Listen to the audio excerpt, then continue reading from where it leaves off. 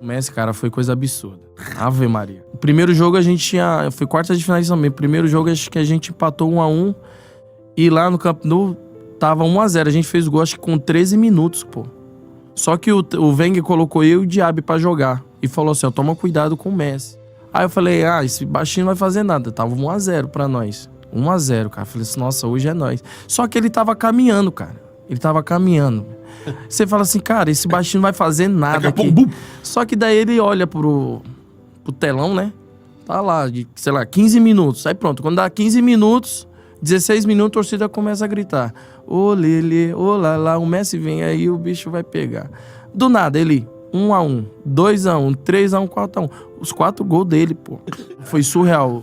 Eu falei assim, gente, isso não é normal. Fica estudando, pô, os jogadores, adversários. Mapeando, cara. Não, mapeando tudo, cara. É um jogador... Não dá pra achar ele, né? Não, só se for na falta mesmo. Ele pegava algumas vezes, mas o resto era só falta.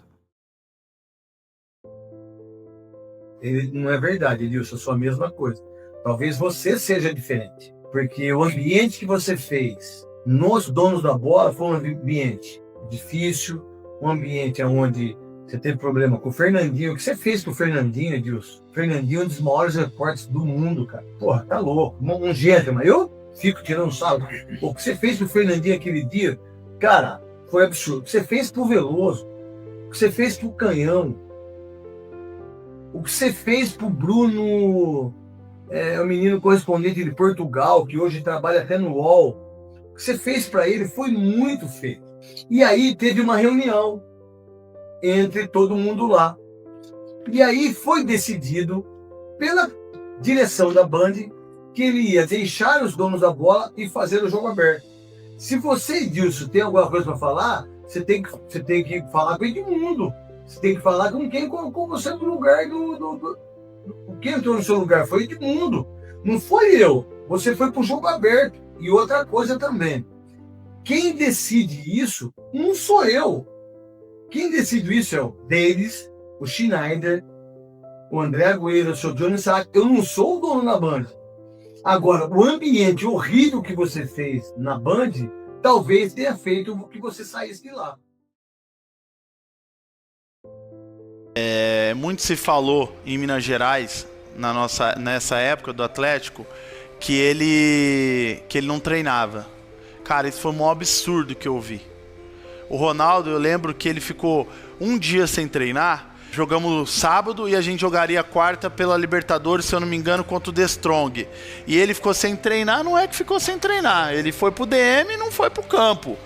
Aí quem jogou deu aquele trotinho Miguel, que também não é treino, né? E ele só ficou lá dentro. Foi o único dia que realmente ele não treinou. O desafio, a mídia buscar, assim, qual treino que eles foram lá filmar que o Ronaldo não tava. Não. Chegava daquele jeito às vezes, igual eu já cheguei umas vezes.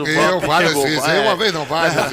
Fez um churrasco, um negócio. E a gente que é da noite, né, que também gosta, a gente tá ligado. O cara chega já...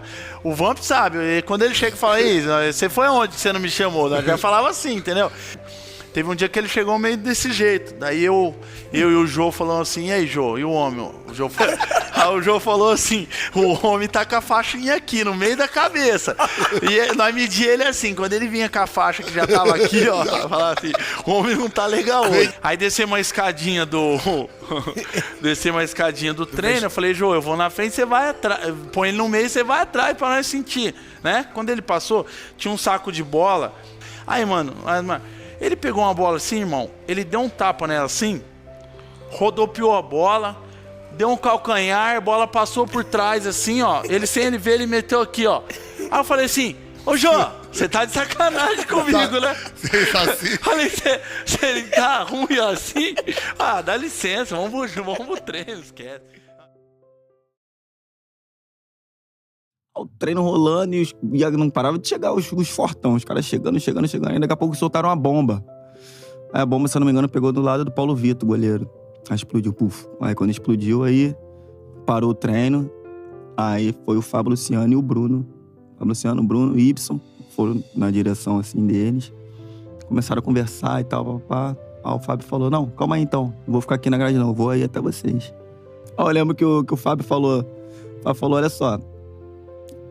Vou dar um exemplo pra vocês. Vocês vão pros jogos de vocês pegam sol, pegam chuva. Às vezes tem confusão na estrada, com torcida rival e tudo mais. Vamos supor que vocês aqui, a linha de frente de vocês têm 5 linhas de frente, certo? Vocês perderam 3 dos 5 aí de vocês. Aí vocês têm um jogo importante, tem uma viagem importante amanhã, o pau vai quebrar lá, exemplo contra o Vasco. Vocês estão fracos, não estão? Então, o que tá acontecendo com a gente? A gente perdeu fulano, ciclano, beltrano, então... Aí os caras, porra, tem razão, tal, papapá. E, tipo, ele foi quebrando... Cara, foi entrando na mente dos caras. Eu falei, pô, como é que pode, né? Liderança, cara, é diferente. Só maluco que tu olha aí, mano. Só brutamonte, meu irmão. E ele lá no meio dos caras. Pesagem do UFC, porra, né? Doideira. Aí acabou, ele conseguiu amenizar ali, aí entrou todo mundo no vestiário e falou, é o seguinte, rapaziada. O presidente dele vai vir aqui, mais 2, vamos conversar com a gente aqui rapidinho, mas já tá tudo desenrolado. Beleza, a gente sentou assim no vestiário, os caras chegaram, deram força e tal, papapá, daqui a pouco todo mundo bateu palma, acabou. Entendeu? Mas o início foi... Porra, bomba, irmão. Tá louco. Pô, eu tô vendo uma parada que eu sonhei. Eu falei, pô, isso, na minha cabeça isso existe em filme, cara. Na vida real isso não acontece.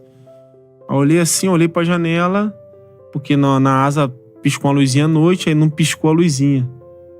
Pô, alguém vai falar alguma coisa. Aí ninguém falou nada. A aeromoça foi lá, sentou no lugar dela, quietinha.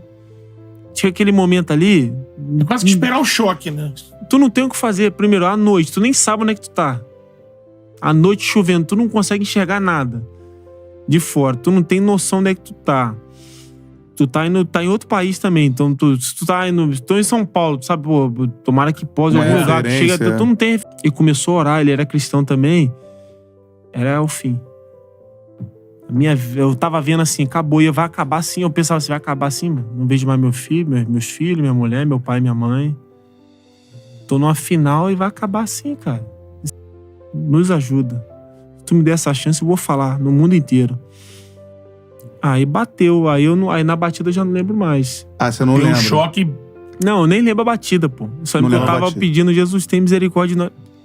Já foi. Acordou. Aí você foi acordar dia 11 de dezembro. O cara que me achou falou que, pô... O cara que me achou foi um policial que torcia pro Júnior Barranquilla, que a gente eliminou. Ele falou... Esse cara falou assim, Neto, eu fui perto do avião porque eu torcia pro Júnior Barranquilla, vocês eram um time jovem, que ninguém conhecia, que tava batendo em todo mundo. Não sei nem o que eu fui fazer ali. Fui tomar conta... Ele foi levado e fui pensando assim na vida, né, cara? Pô, um time jovem... Escutei um gemido, cara. Escutei um gemido de dor. Aí ele falou que chamou outro policial. Você todo estourado e você tentava fechar o crânio. Ele falou que eu tentava botar a mão na cabeça, mas eu não lembro disso. Não tem como, cara. Traumatismo craniano, joelho estourado, a minha coluna lombar quebrou, tem que fazer uma cirurgia até hoje. Quebrou, achatou uma vértebra, rompeu o ligamento, quebrou um osso. Fui esmagado pelos ferros, né? O pulmão estourou. Como é que eu respirei de 6 a 8 horas com o pulmão estourado? Teve um médico que falou pra mim, Neto, o médico falou, pra mim, no primeiro dia você ia embora. O cara falou, porque Deus então matou os outros? Eu falei, Deus matou os outros cambal. Quem matou foi o ser humano. Deus salvou alguns.